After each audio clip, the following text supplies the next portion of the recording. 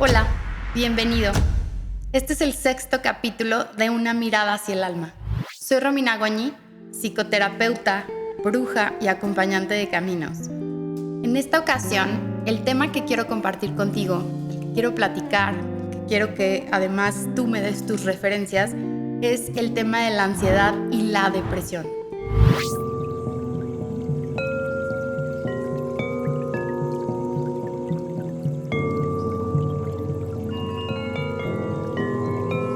¿Por qué este es un tema que traigo hoy al podcast? Porque es un tema que en mi consulta, en los grupos, en los talleres, ha sido muy recurrente. Pero además porque en estos días me he cuestionado qué tanto sabe nuestro entorno sobre qué son los ataques de pánico, qué es la ansiedad, qué es la depresión, cómo se maneja, qué pasa, qué es suficiente y qué no es suficiente. Entonces, pues bienvenido, gracias por estar otra vez por acá. Y bueno, empezando a abordar estos dos temas, de entrada, seguramente todos en algún momento de nuestra vida hemos tenido episodios de ansiedad y depresión. Sin embargo, no siempre tenemos la información correcta para detectarlos y muchas veces tampoco el entorno ayuda para poder visualizar qué es lo que nos está pasando. La ansiedad y la depresión son enfermedades, son situaciones mentales que nos rebasan, que están pasando internamente y que nos pasan por varios factores. Uno de ellos es la parte química. Nuestro cuerpo, nuestro cerebro, nuestras emociones funcionan mucho a través de la química de nuestro sistema nervioso. Si nuestro sistema nervioso está descompensado, cosa que puede suceder por 1000 cosas, por genética, por deficiencias, por falta de sueño, en 1000 cantidad de cosas, porque hemos tenido un estrés prolongado que ha generado un montón de cortisol en el cuerpo, nuestra química se va a alterar y nos va a llevar a tener este tipo de padecimientos mentales. Algo que vale la pena decir es que no son 100% controlables. Es decir, me pasa mucho escuchar tanto a los familiares o entorno del paciente como al mismo paciente decir, échale ganas, es que no le estoy echando ganas, es que estás demasiado estresado. Este tipo de comentarios no siempre suman ni ayudan a que salgamos de esta situación, sino que por el contrario nos generan más angustia, más ansiedad y nos vamos atorando más en esta situación. Hablamos de ansiedad como situaciones o momentos en donde los pensamientos empiezan a ser recurrentes, repetitivos y amenazantes, generalmente relacionados con el futuro, relacionados con la culpa.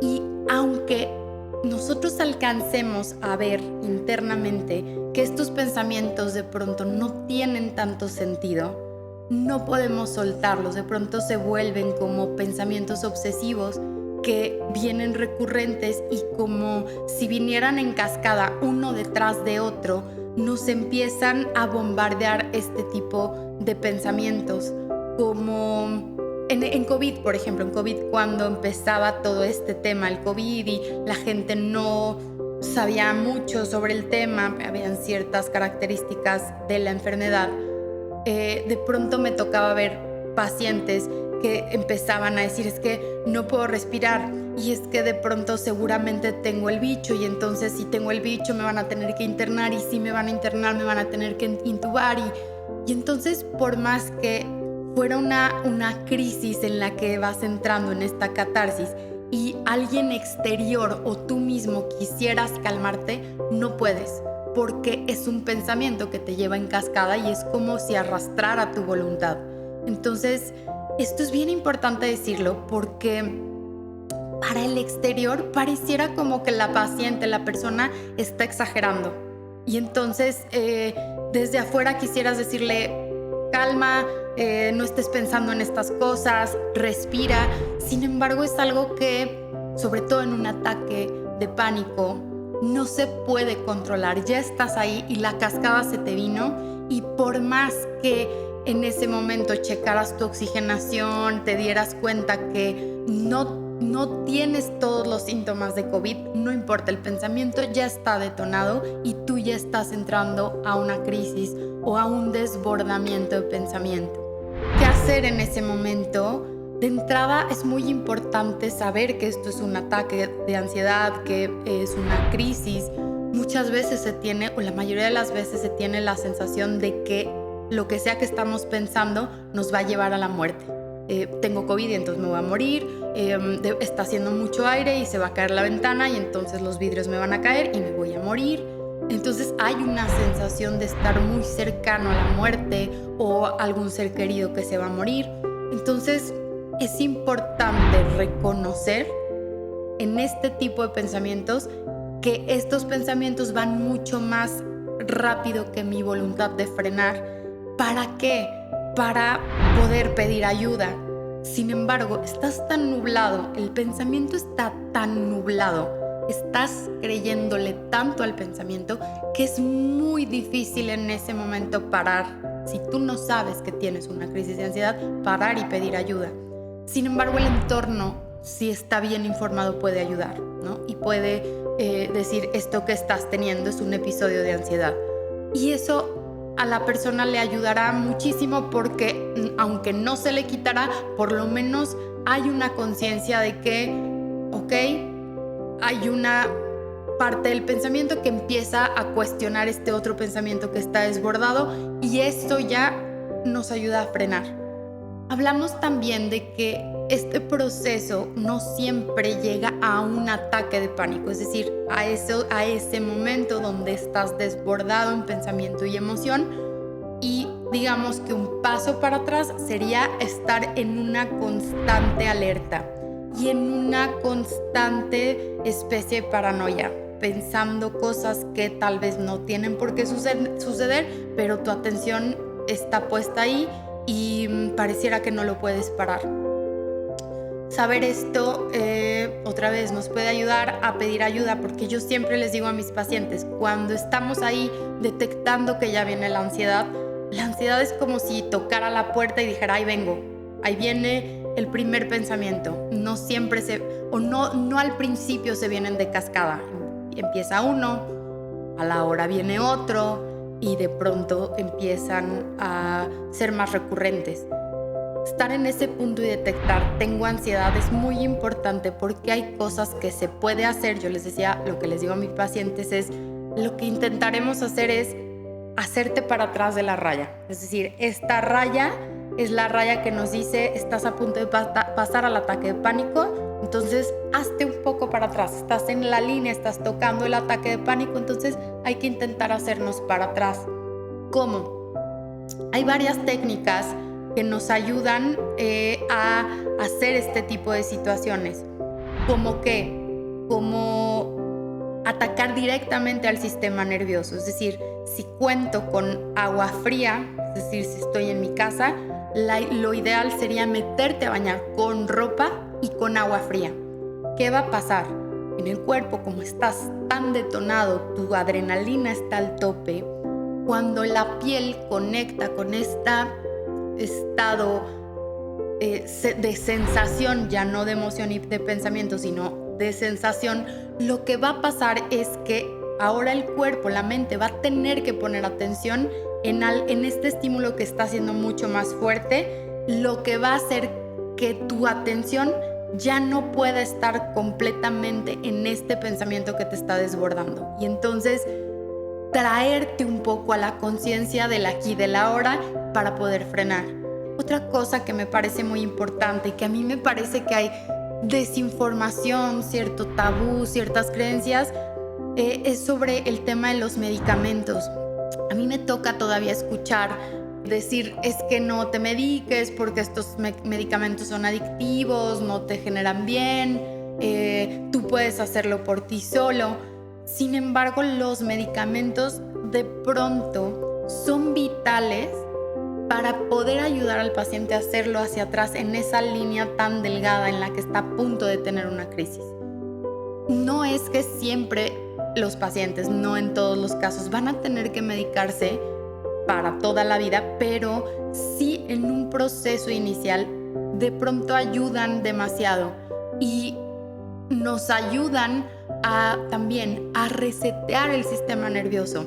Acordémonos que esto es una enfermedad mental, es una situación mental sobre la que se perdió el control. Es decir, el sistema nervioso está sumamente alterado, está sumamente desbordado y necesitamos pararlo. Entonces, el medicamento muchas veces también es importante y necesario. Vamos a pensar que ya estás con el medicamento. El medicamento va a evitar que tengas crisis de ansiedad o de pánico, no por completo.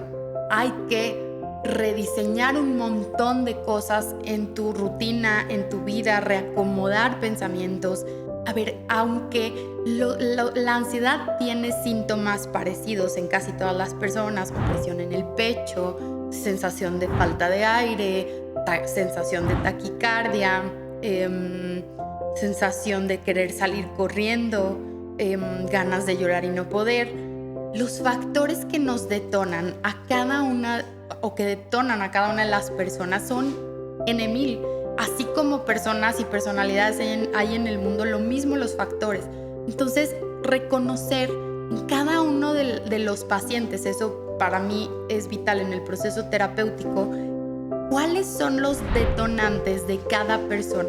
Es decir, ¿qué es esa cosa que particularmente a ti te pone mal y te sobrepasa? Es vital. ¿Para qué? Para cuidar esos factores.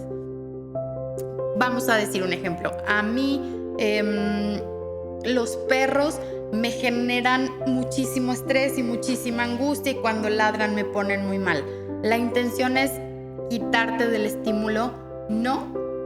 Seguramente no se podrá, tendrás vecinos que tendrán perros y demás, pero lo que sí se puede es generar un medio alrededor de ti que te permita mantenerte seguro y controlado sobre este estímulo.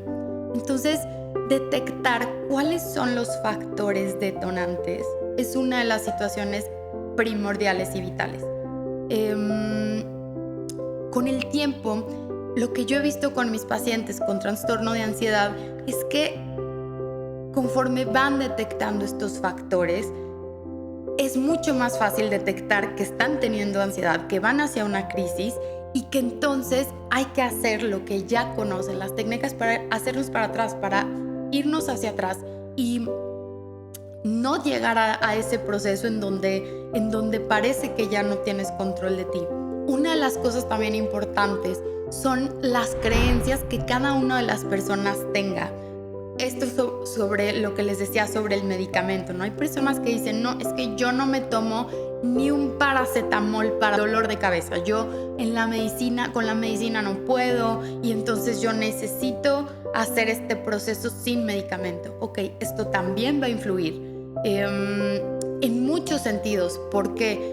Porque pronto va a ser un proceso más lento. ¿Se puede? Sí se puede, pero es un proceso que lleva otro protocolo, que lleva otros tiempos, otros ritmos y que requiere de otras situaciones.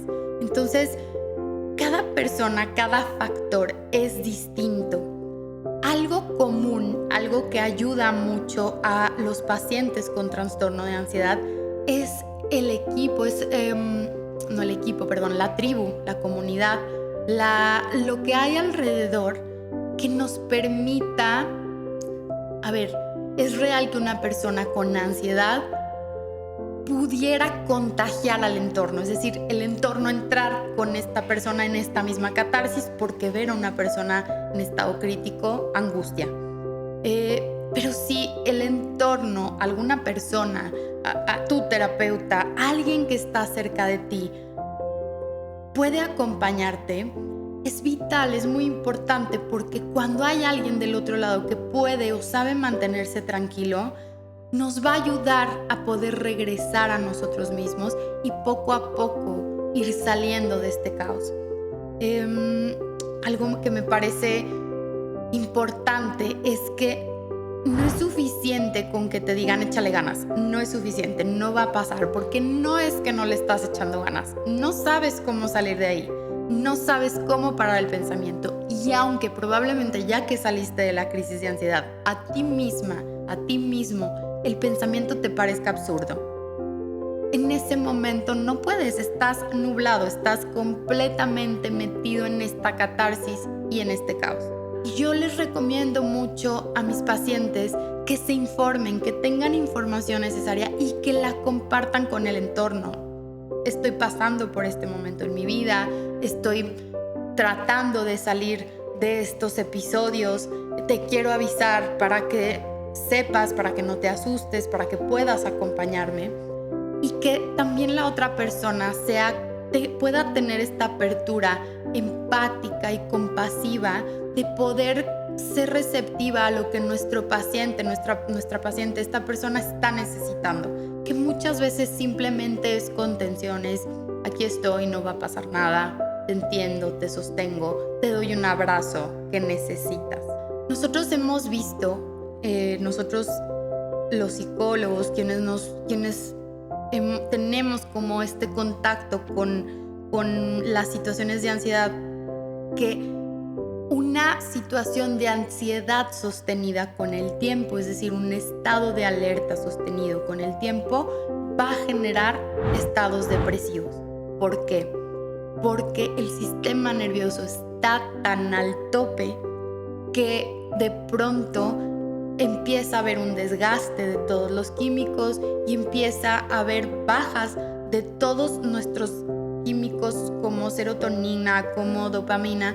Y entonces de pronto puede ser que ya no tengas estos episodios de euforia y miedo, pero empieces a tener estados donde no te puedas levantar, donde tengas sueño por mucho tiempo, donde tengas desgano. Una palabra que yo escucho mucho de mis pacientes deprimidos es estoy aburrido. Es como si de plano, de pronto la vida se volviera laxa, como no, nada me da gusto, nada parece que me entristece, pero no me puedo mover, no tengo un estado que me mueva de este como estado plano. Entonces, lo mismo, el paciente que tiene una comunidad que no sabe que esto es una depresión, no sabe acompañar y de pronto empieza a caer en esta desesperación y en estas dudas sobre por qué los pacientes no hacen nada, por qué no vas a algo que te guste, por qué no sales, por qué no te diviertes con los amigos.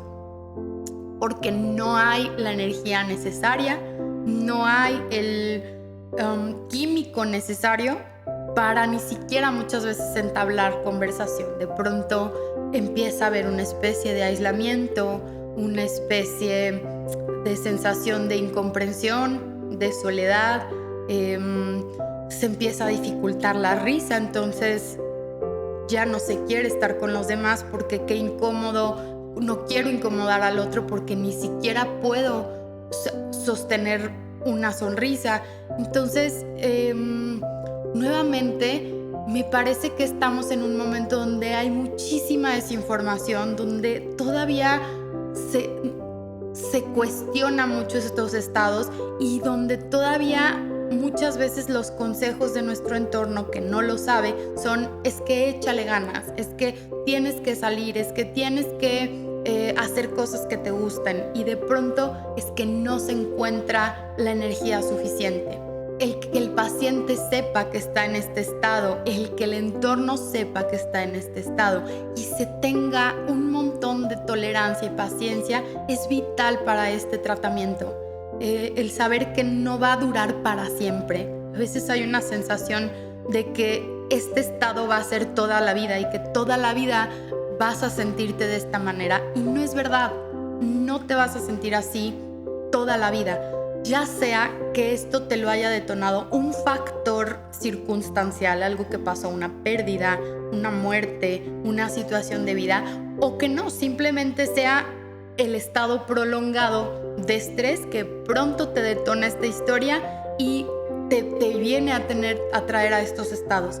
Es importante que sepas que esto no va a durar para siempre y que en cuanto empieces a trabajar con esto, a hacer proceso terapéutico, a hacer una red de apoyo con esto, a informarte, a trabajar constantemente con tu pensamiento, a nutrirte bien, a no negociar con tu sueño. Para estos dos pacientes es muy importante el sueño.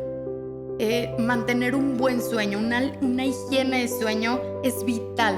Entonces, conforme vamos trabajando con estas cosas, hacer ejercicio es otra. Yo a muchos de mis pacientes que no quieren medicarse les digo, ok, pero el ejercicio no es negociable. Cuando estos pacientes asumen que el ejercicio no es negociable, ok, ahí empiezan a darse cuenta que diario necesitan esta dosis porque el ejercicio nos va a generar oxitocina y porque nos va a ayudar a reducir la cantidad de adrenalina. Quiero hacerte saber que este estado no es un estado en el que te vas a atorar siempre y cuando empieces a trabajar con las situaciones que te ayuden a salir de ahí. Y vas a poder salir, por supuesto que vas a poder salir y vas a poder volver a sonreír y vas a volver a sentirte acompañado y de pronto la vida va a volver a saberte diferente y vas a encontrar sentido. Yo te recomiendo muchísimo que no dejes de lado el poderte acompañar de una guía, de una terapia en donde puedas ir acomodando todos estos factores que te meten en este caos, que de pronto no puedes entender, que de pronto empiezas a cuestionarte. Vale la pena y vale la pena hablar de estos temas porque seguramente alguna vez en tu vida los vas a vivir o alguien cercano a ti lo va a vivir y vale la pena saber o al menos saber que hay que informarte para saber acompañar y poder, mantenernos en un estado lo más sano posible y ayudar a los seres queridos, a la gente que se quiere, a estar bien. Voy cerrando este capítulo, pero te quiero decir a ti que estás del otro lado y que probablemente tal vez nunca hayas vivido esto, que ser el acompañante, ser quien está del otro lado, del lado del depresivo, del lado de esta persona que tiene ansiedad, es sumamente difícil y es mucho más difícil sin la información necesaria, porque de pronto es algo que es muy difícil y complicado entender con tu mente por qué la persona que amas de pronto está así y muchas veces el pensamiento es que no le soy suficiente para que sonría, para que salga de este estado, que su familia, que sus hijos no le dan alegría y no tiene nada que ver con esto. De verdad, estos estados son estados donde la mente enferma y hay que dar un tratamiento y hay que tener paciencia para poder salir de ese lugar. Espero que esta información te haya servido. Déjame por favor tus comentarios, déjame tus dudas, hazme saber si puedo ayudarte, si podemos acompañarte en lo que sea que necesites, si has vivido en algún momento estas situaciones. Nos vemos pronto, gracias por haberme escuchado, nos vemos en mi siguiente capítulo, no olvides seguirme, no olvides que en YouTube está esta plataforma de video, en Spotify puedes escuchar el capítulo. Muchas gracias y nos vemos pronto.